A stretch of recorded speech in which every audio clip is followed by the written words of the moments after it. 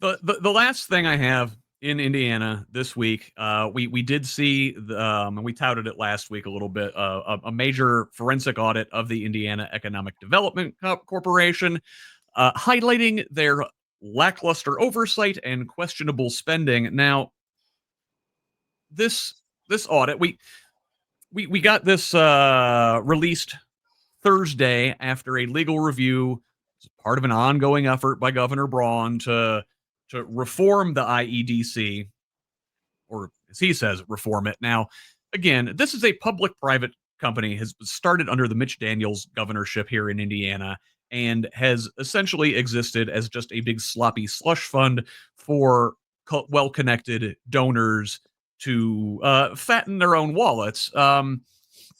So the final 127-page report reviewed practices of the past and provides recommendation for future actions. One thing it does not do is suggest there was anything illegal going on. Corruption?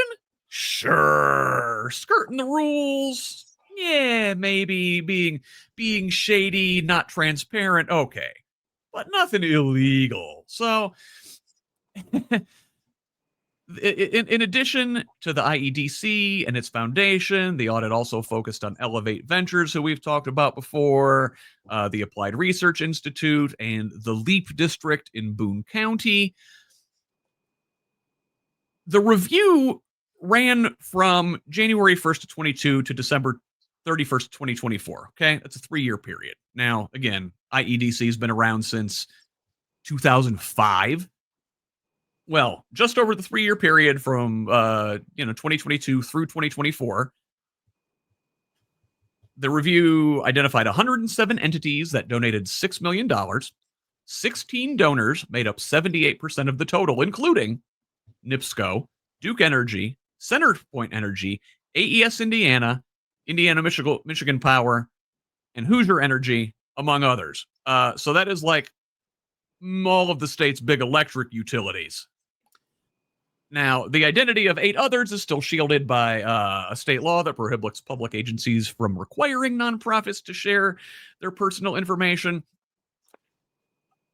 Here's the big stat that I want to take away from this. Of the 107 entities that made donations to the foundation, 46 of them were identified as having received $238 million in either direct payments or tax credits from the IEDC during the review period. And my question to you, Derek, is if there's that much corruption, that much self-dealing in only that 3-year period, what the hell was happening between 2005 and 2022? Somebody got extremely freaking rich in that time. I mean, just 3 years, that much. Just go back 20 years. And I will point out, we know who the people who got very rich in that time were from a very important investigative piece from the Indianapolis Star last week, which detailed some folks nicknamed the Three Kings, former IEDC commissioner and others, who directed a ton of state money to themselves and their businesses. I will put that in the show notes again, which I recommend folks subscribe. So to Project Next, Indiana.com or at whosleft.us, you get the show notes either way. They serve as a pretty good newsletter of just what's going on in the state throughout the week. Regardless, last one here, we finally got a log of all the state travel expenses by statewide officials this week, showing one Diego Morales as the top statewide official in travel spending once again. Now, the state officials logged roughly $97,000 in state expenses for trips across the state and the country, according to new reports filed Wednesday. This includes Governor Braun, his cabinet secretaries, and all statewide office holders for the 2025 fiscal year, which ran from July 1st of 2024 to the end of June this year. So that does only account for the first 6 months of the Braun administration. A new state law mandates reporting of this every October 1st. Now, the legislature passed the bill on the heels of controversy when Secretary of State Diego Morales left the country for an international trip without disclosing who paid for his travel. Now, it turns out it wasn't paid for by the state. This was paid for by a conservative group. But again, Morales spends a lot of time gallivanting around the globe. State might not be paying for it, but we're paying for his time, and he's not using it on us. Say, Blythe Potter, you're running for this man's seat. Do you have comments? Oh, I have so many comments. Oh my God. Well, this is my shocked face. Diego Morales is so fucking corrupt.